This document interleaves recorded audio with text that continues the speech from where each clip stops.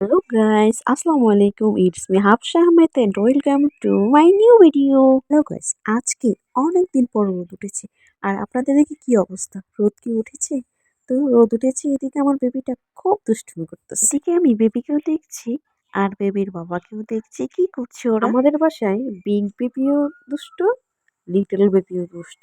শুধু দেখুন আপনারা, একেবারে অস্থির করে ফেলে, এক সেকেন্ডের কোনো শান্তি নেই।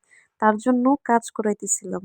যে আজকে অনেকদিন পর রোদ উঠছে, কয়টা লাকড়ি রোদে দিচ্ছি শুকানোর জন্য। আর এদিকে আমি রোদে বসে বেবিকে খাওয়াচ্ছিলাম। বেবি অনেক দুষ্টুমি করতেছিল, তাই ওকে টাইম পাস করার জন্য লাকড়িগুলো বললাম যে বাবা রোদে দাও। আজকে অনেক দিন পর রোদ উঠেছে, কি যে ফিল হচ্ছিল। আর এদিকে আমি কিছু সবজি উঠিয়ে রেখেছিলাম যে আজকে দুপুরে রান্না করব। আমাদের বাগানের সবজি, সিলিন্ডার গ্যাস বাজার থেকে উধাও, তাই লাকড়ির চুলায় রান্না করতে গিয়েছিলাম। বাকিটা হচ্ছে ইতিহাস। রান্না তো করতে ভুলে গেছি লাকড়ির চুলায়। দেখেন অবস্থা, লাকড়ির চুলায় রান্না করতে গিয়েছিলাম।